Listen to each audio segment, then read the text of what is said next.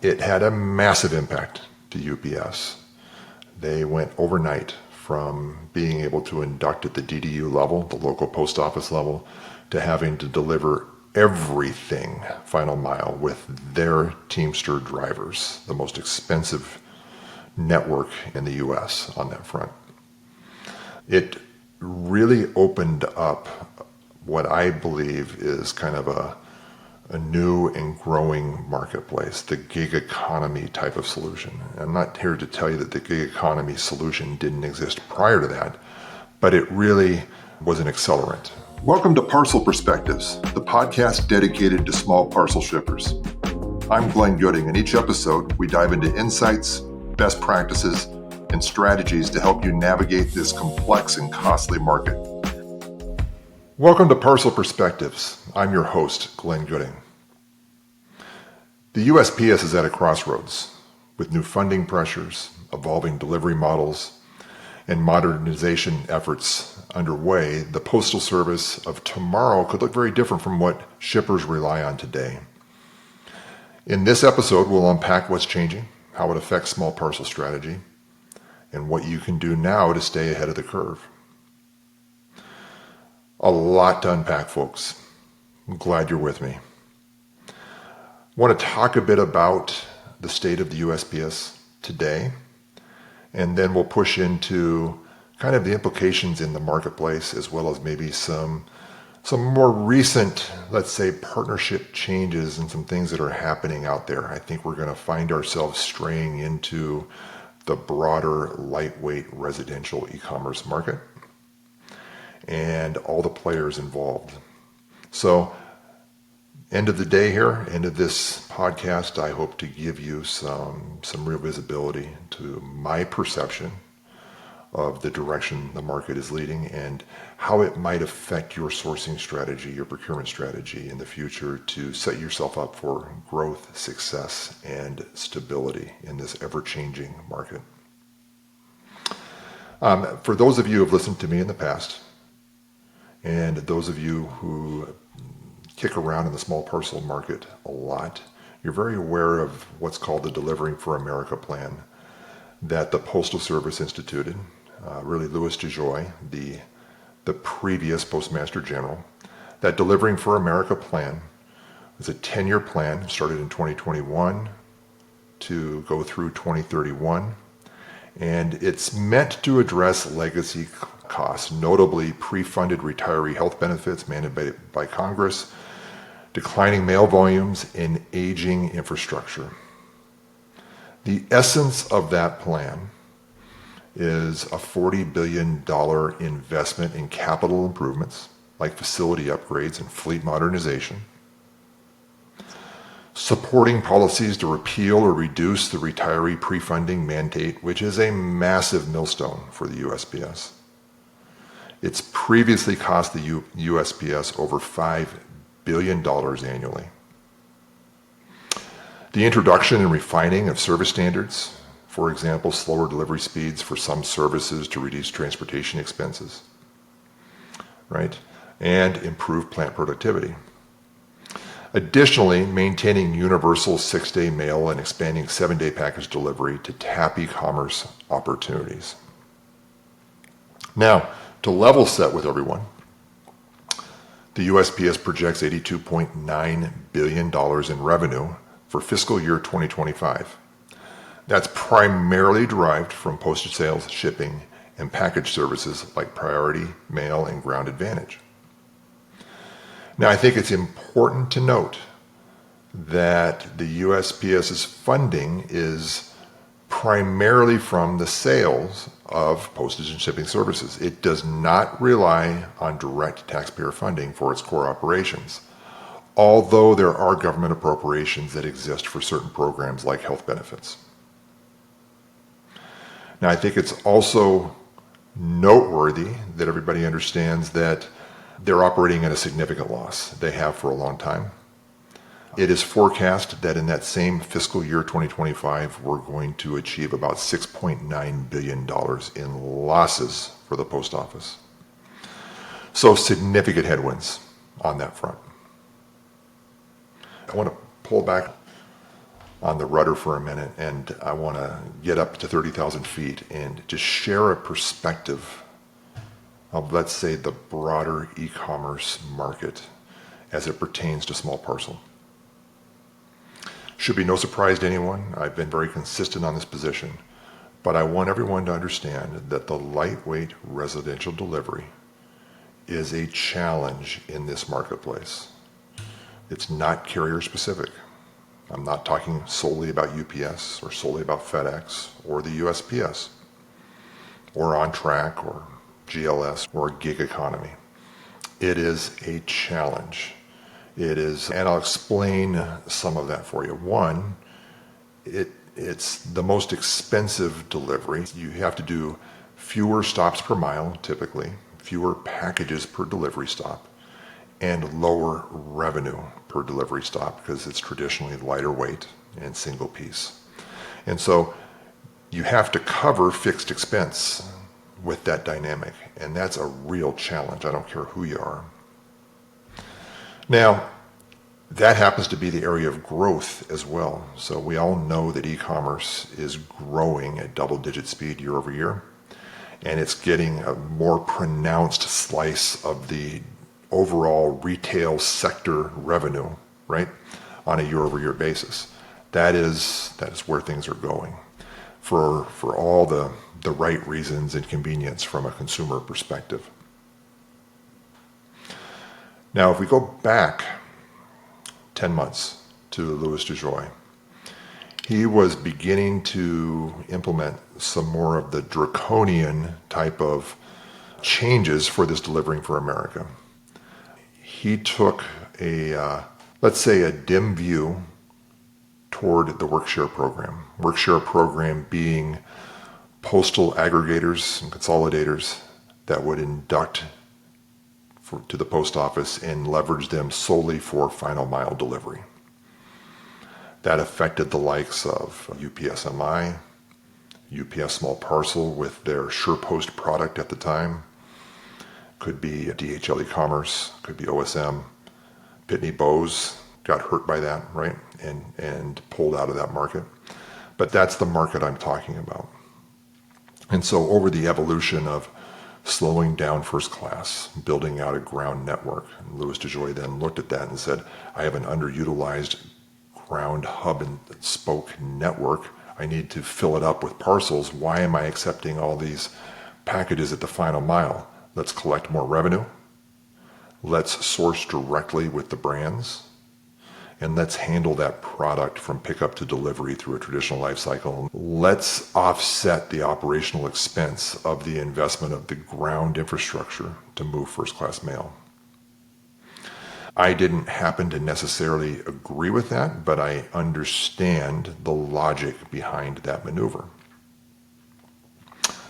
What that did is turn the lightweight residential market on its backside back in January of this year, really late December of last year.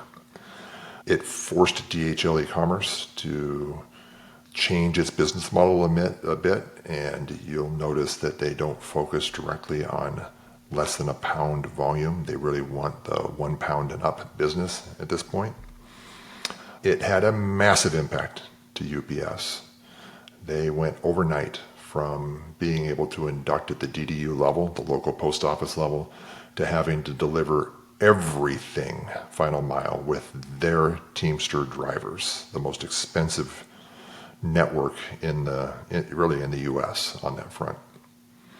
It really opened up what I believe is kind of a new and growing marketplace, the gig economy type of solution. I'm not here to tell you that the gig economy solution didn't exist prior to that, but it really was an accelerant for that.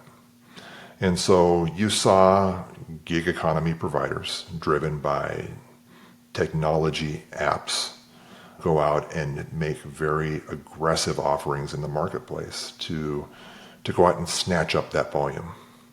I saw very aggressive rates, sub $4 rates, more on that in a minute, and really grabbed and gobbled up a lot of business. UPS, as an example, with their strain, had to realign their Ground SurePost offering.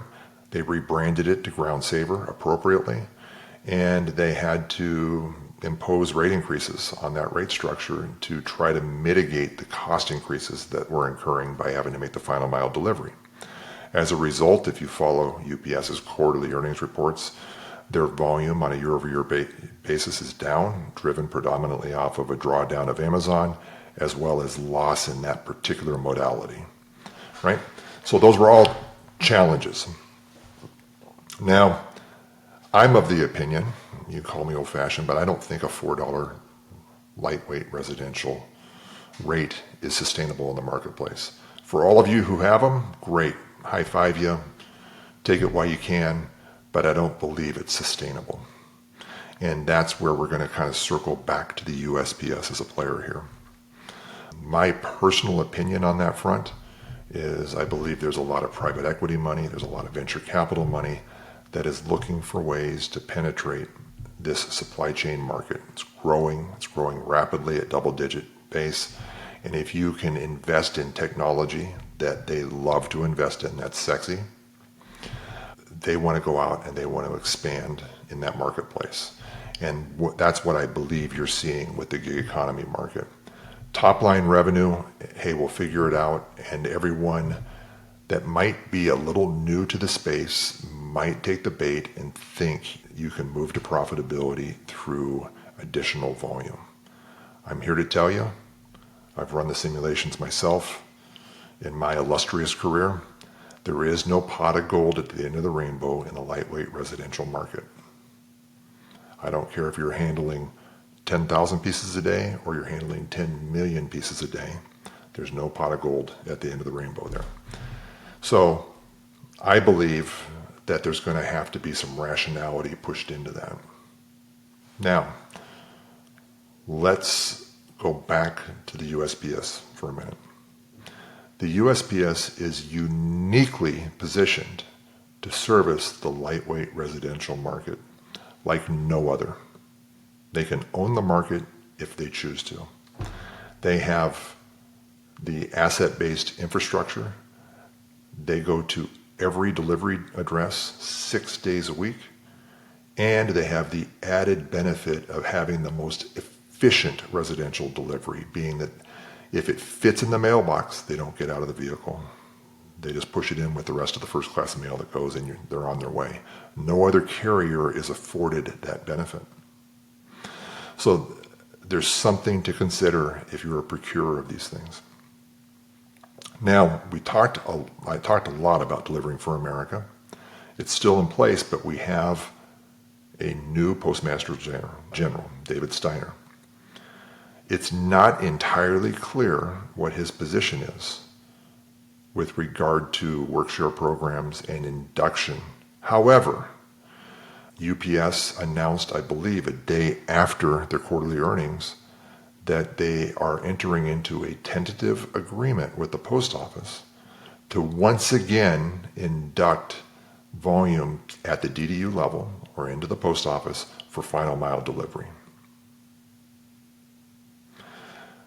That, to me, seems to be a bellwether for change in the strategy that the USPS has around the e-commerce residential marketplace. It's a huge benefit for UPS. It relieves them of a tremendous cost burden on delivering final mile. It allows them to flex their technology to induct at the Postal Service where it makes sense, when it makes sense, with Ground Saver product. And I believe it will allow them to be more competitive in that space again and stave off the volume loss in that modality. I don't know the details. I'm on the sidelines just like you are, but I also believe that it will have direct benefit for UPS Mail Innovations. Now, I would expect that is a bellwether for a softening position overall, so that the OSMs and DHL e-commerce is already aligned with the postal office, but I believe it has a marked impact to the gig economy. I think it's going to be put an increased strain because it's going to allow other non-gig economy type carriers to begin to compete again in that space. So as you as a procurer think about that, and if you're one of the real sophisticated ones out there that are using some of these gig economy providers, and some claim to do a very, very nice job, I believe the music will stop playing at some point. You're going to see massive consolidation in that point. You're going to see rationalization. You're going to see things happen. To further, I think, underscore my point on this, to try to give you some validation of my opinion, you've got another major small parcel carrier out there called Amazon Logistics. When this first happened, they went out with, in some cases, an aggressive less than a pound rate, and very quickly realized just what I've stated to you, that the lightweight residential delivery is a cost burden. And so what they've done in the meantime is try to rationalize that. They've attempted to raise those rates, in some cases cancel that offering to some of their clients, or throttle and limit the amount of lightweight volume they get. So for example, if you are in an Amazon Logistics agreement, it's possible that they limit the percentage of volume that falls under 1 pound. Like, you can get these rates, but you can't exceed 20% usage of less than a pound, as an example. So a lot happening on that side. I think it's a smart move for the post office, and I think it positions the post office to grow and grow profitably in the e-commerce environment. I want you to think about the Postal Service. They're already stopping at every mailbox 6 days a week. They already have the fixed expense. They already have the vehicles. Those vehicles are not as large as an Amazon delivery vehicle, or a UPS delivery vehicle, or a FedEx delivery vehicle. So they don't want the big stuff. The national legacy carriers like UPS and FedEx are still going to be competitive, and I still think control the day in that market. But UPS, for example, is now strategically positioned to compete more aggressively in that lightweight space and tender that business to the carrier that does it, and in my opinion, does it best.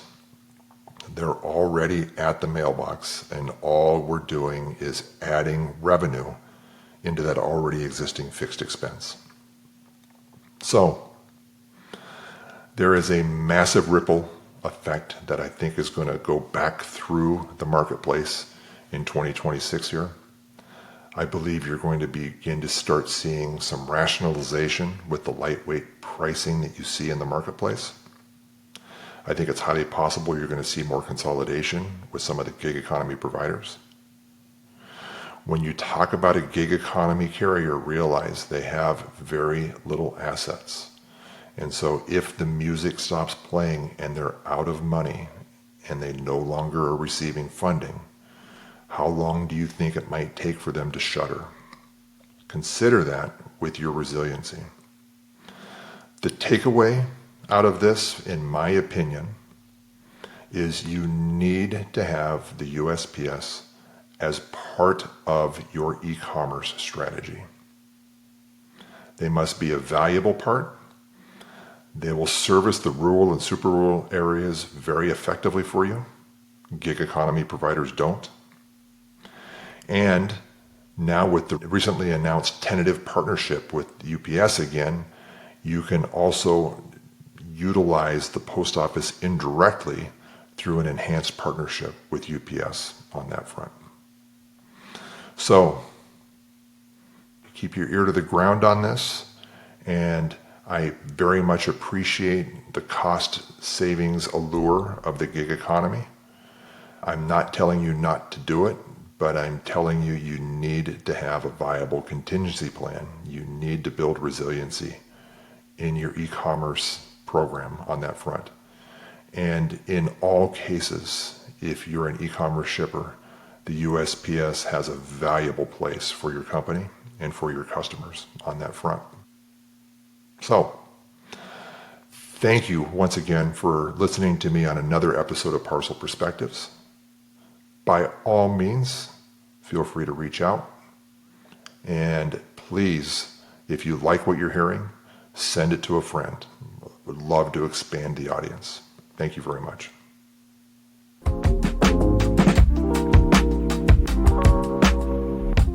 Thanks for listening to Parcel Perspectives, hosted by me, Glenn Gooding. I've been in the small parcel space for 37 years, starting with a deep and broad background working for one of the major carriers as an operator and industrial engineer, later managing pricing at the highest level for the largest, most complex shippers in the world.